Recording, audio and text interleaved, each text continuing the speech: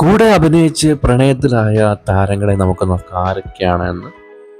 അതിലാദ്യമായിട്ട് വരുന്നത് നമ്മുടെ ബിജു മേനോനും സംയുക്ത വർമ്മയാണ്. ഒരു തമ്മ ഒന്ന് രണ്ട് ചിത്രങ്ങളിൽ അഭിനയിച്ചപ്പോഴത്തേക്ക് ഇവർ തമ്മിൽ പ്രണയത്തിലായി, ഇവർ കല്യാണം കഴിച്ചു. പിന്നെയുള്ളത് നമ്മുടെ ദിലീപേട്ടനും മഞ്ജു വാര്യരുമാണ്.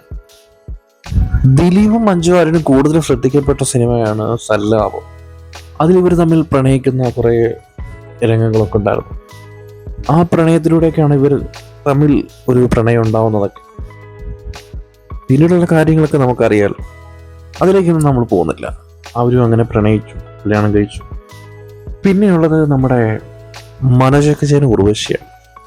ഇവരും കുറച്ച് ചിത്രങ്ങളിലൊക്കെ ഒരുമിച്ച് അഭിനയിച്ചപ്പോഴത്തേക്ക് ഇവർ തമ്മിൽ പ്രണയത്തിലായി. അതിനുശേഷം ഇവർ വിവാഹം കഴിച്ചു. പിന്നെയുള്ളത് നമ്മുടെ രഘുവരനാണ്. രഘുവരനെ കാണുമ്പോൾ എനിക്ക് ഭയങ്കര വിഷമം തോന്നുന്നു. കാരണം ഭയങ്കര നഷ്ടമാണ് അദ്ദേഹത്തിൻ്റെ മരണം. നല്ല ഒരുപാട് കഥാപാത്രങ്ങൾ ഇതിലുണ്ടായിരുന്നെങ്കിൽ നമുക്ക് കിട്ടിയേനെ. രോഹിണി രഘുവരനും ഒരുമിച്ച് അഭിനയിച്ചപ്പോഴത്തേക്ക് പ്രണയത്തിലായവരാണ്. പിന്നെ ഇവർ വിവാഹം കഴിച്ചു, ആ ബന്ധത്തിൽ നിന്ന് പിന്നെ പിരിയുകയൊക്കെ ചെയ്തു. പിന്നെയുള്ളത് അമിതാഭ് ബച്ചനും രേഖയാണ്. രേഖയും അമിതാഭ് ബച്ചനും പ്രണയത്തിലായിരുന്നു. അങ്ങനെ കുറെ ഗോസിപ്പുകളൊക്കെ നമ്മൾ കേട്ടിട്ടുണ്ട്. സത്യമാണോന്ന് നമുക്ക് അറിഞ്ഞുകൂടാ. ഇതിങ്ങനെ കുറെ കഥകളുണ്ട്. പിന്നെയുള്ളത് നമ്മുടെ കമലഹാസനും സരികയാണ്.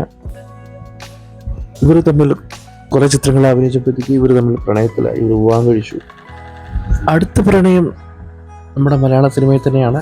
അപർണദാസും ദീപക് പറമ്പോലുമാണ് പ്രണയത്തിലായത്. ഇവരും ചിത്രങ്ങളിൽ ഒരുമിച്ച് അഭിനയിച്ച ശേഷമാണ് പ്രണയത്തിലായത്. അപ്പോൾ ഈ വീഡിയോ ഇത്രയേ ഉള്ളൂ. വീഡിയോ കണ്ട എല്ലാവർക്കും നന്ദി.